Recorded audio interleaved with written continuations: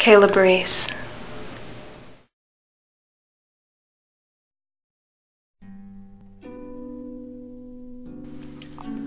The term affirmative action refers to policies that take race, ethnicity, and/or gender into consideration when attempting to promote equal opportunity or increase diversity.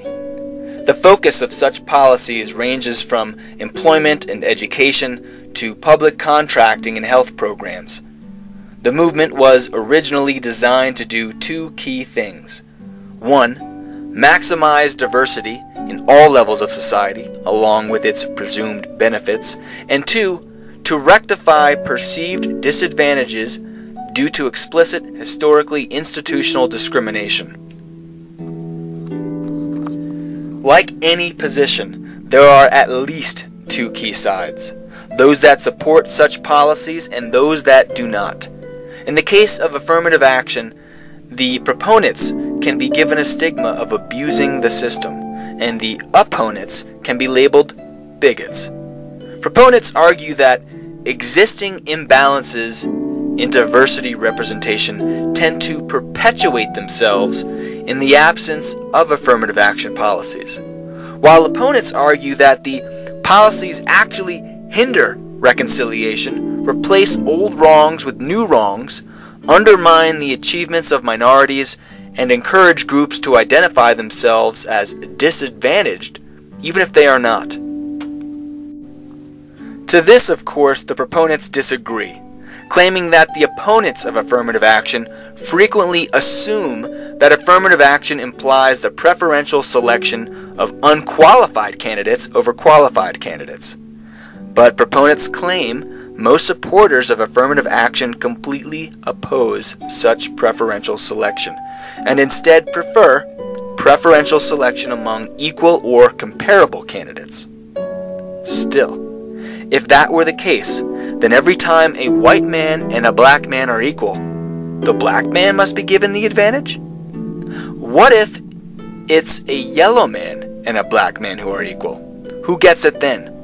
What about a brown man and a red man? These questions probably should not be answered using a quick who's more the minority technique. And realistically, prejudice will exist with affirmative action or not. Those who are bigots will simply find another way not to hire, not to promote, or not help those that they are deeming different. My question to my fellow intellectuals is this: what do you think about affirmative action? Does the mere treatment of equals as unequals perpetuate inequality? Do huge ethnic disparities based solely on ethnic prejudice still exist? Or is it just time to let go of a once needed but now outdated policy? First, I need to state that I am a humanitarian and a human rights advocate. But I also believe fervently that a meritocracy is the ideal policy for quality control. My point of view is simple. During the early civil rights movements and the days preceding it, there was a huge need for affirmative action policies, mostly because the good old boys didn't want the outsiders getting in, whether that was based on skin color, religious preference, gender, sexual orientation, ethnicity, or income.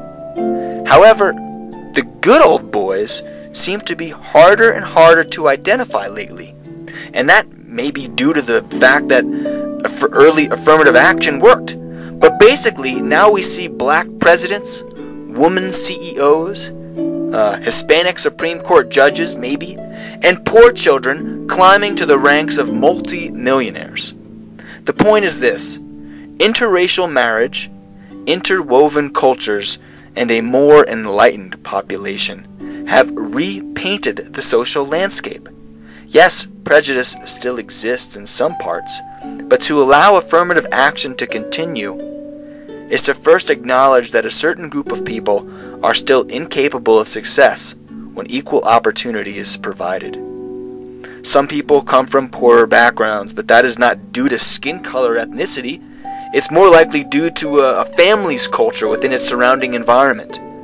I say we choose the best qualified candidate every time, Who cares what they look like or where they're from? Now, some may argue with me that opportunity still isn't equal, and I would disagree, and that's a whole discussion in itself. But let us stop labeling ourselves and end this quota nonsense. Let us do what Dr. King had envisioned when he said, "I have a dream that my 4 little children will one day live in a nation where they will not be judged by the color of their skin, but by the content of their character." Let us embrace equality by pursuing brilliance in whatever form it takes. This is kailabreece. What do you know?